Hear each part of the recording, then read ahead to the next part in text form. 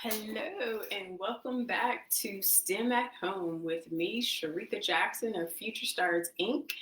and the Hands-on STEM program where we provide STEM education in the Phoenix metropolitan area.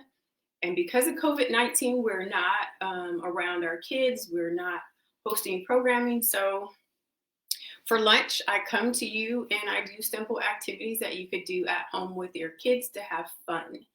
So today's activity will be this watercraft. And the goal of this craft is going to be to build it out of straws, duct tape, and plastic.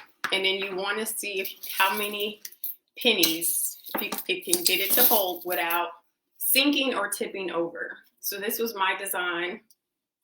It does float, but when I started putting pennies in it, because my design's not perfect, it started to tip over. But I'm going to create a new one and we'll see what that one does. And then we'll compare the two. But before I get started, just want to remind you all that we are still here trying to close the digital divide. And the digital divide, which is kids in our community not having access to technology. And the technology, we're talking internet in their homes, as well as computers or tablets and the ability to do their homework. So if you are able to support, we are taking donations of old computers, old laptops, old tablets, as well as financial donations to help pay for the internet or purchase new devices. A donation of $250 would be able to get them a new device, as well as, or pay for the internet. A donation of $500 would get them internet in their homes for a year, as well as a device. The devices that we are purchasing are usually refurbished just because the market right now on devices and technology is high because of the need. So we all know how supply and demand works here in the USA. When more people need it, they increase the pricing. So thanks for watching. So a couple of the things that you would want to do in regards to preparing or having conversations with your kids about this activity. So we're going to take some straws, but you can have like a spoon and talk to them about, does the spoon float? Why does it float? What would happen? You also have sticks. What happens? Does it float?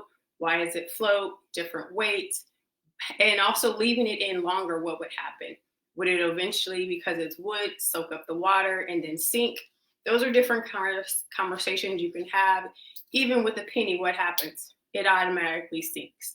So just talking about weight and what makes things float in water is where you can start the conversation before they start creating their watercraft, because one of the things they would need to consider and talk about is how are they going to secure the watercraft. So the design that I'm going to show you is a way that I built it that it can float. But you wouldn't want to give your kids the actual instructions on how to do it. You would want to give them, you say, go, here's your 10 straws, here's some plastic, here's the duct tape, here's the cup, and 25 pennies. How can you make it so that it floats? And then you let them walk through the process without giving them full instructions, because the best way of learning is just by doing. When you tell people sometimes how to exactly do things, they don't learn anything because they're just following the instructions. So I'm just giving you an example as a parent or a adult or someone that's working with kids on my design that's working, but there's many, many other designs that would work. So I'm just going to count out 10 straws because I have more than 10 here. 4, 5, 6, 7, 8, 9, 10. Because I always get extras because I never know what if I'll drop any. You know, when you go live, you drop stuff, things happen. So I always bring extras. Like I have way more than 25 pennies. So what I'm going to do is just take them all together.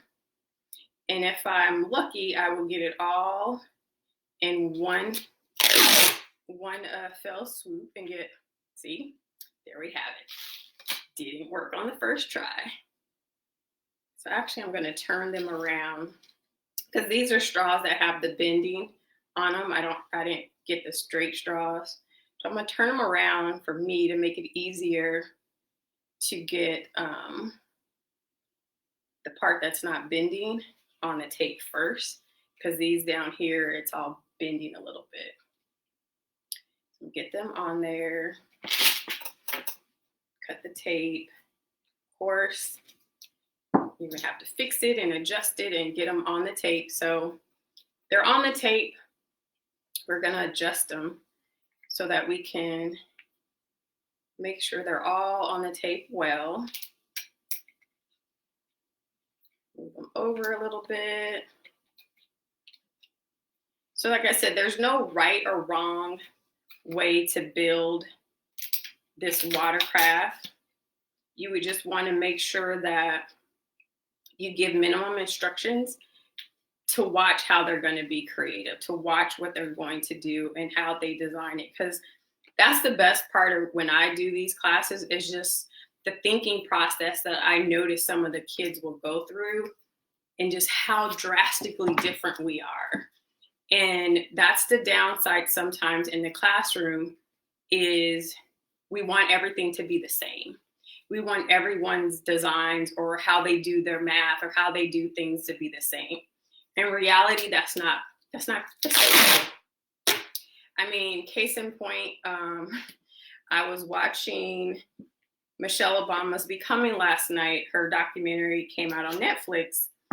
And she, of course, she said this in her book, but she reiterated it in a documentary about how all these people are in the boardrooms. They're not smarter than us. They're not. It's just they believe they could be there and they're there. So we just need to instill those beliefs into our kids that you're smart enough. You can be a creator, a designer, a builder, whatever it is you want to be. So now we have plastic. So what I'm going to do with the plastic is I'm going to wrap it around my straws. So one of the things that you may ask your students or your kids is, why are we wrapping it in plastic? What is the plastic going to do? Is it going to help it float? Is it going to make it heavier? What do we think the plastic will do by adding it? One of the things I thought about when I put the plastic on is it'll stop the water from going into the straws. Because if the straw is a little bit out and you float it, then the water is eventually going to leak in there, and then it will help it to sink. That was my thought. But every answer could be different on why you would want to put the plastic around it. So now we're just going to tape a couple pieces of tape and tape the cup onto here. And then we are going to start with our penny test. But back to what I was saying about being smart enough and able and capable, we just have to encourage our kids to try and to do anything. I think we get sometimes as adults and parents, we're so wrapped up, or we're just wanting to meet the standards of whatever those standards are to get our kids to the next level, that sometimes their creativity is not allowed, or their creativity may show up in the wrong way. You know, I've had kids and I've had parents in the program where the parents are like, oh, they're breaking everything, they're tearing everything apart, or they're doing this. And my immediate response is they're an engineer in training, because that's what engineers do. They break and fix. So just finding a way to channel their energy if they're breaking things or doing various things that you may not agree with, that could help them, and how is it a positive way. All right, so I'm going to slide this over. So we're going to first see if it'll float. All right, so we do have the floating. I'll turn it to the side. Let's slide all this back so that it can be seen. So it is floating. And then the goal was 25 pennies according to the instructions that I downloaded, but we'll see. Like I said, this one got to 8 and it started tipping over, and I didn't want it to submerge, so I stopped it. So we'll go with 5 at a time. We got 5 in there.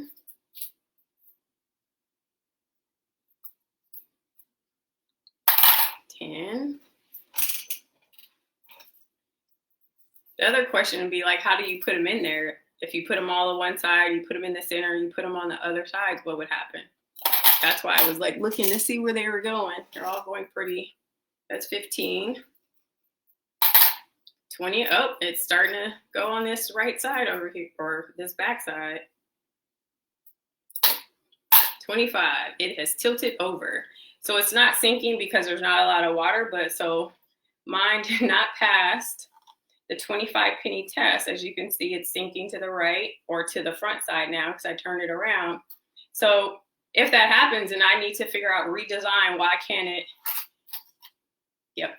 So how do you balance the, let's see, can I balance the pennies in there? Right. If I can't balance the pennies, or so then what is it that I would need to do differently? So one of the things I immediately noticed with this one that maybe is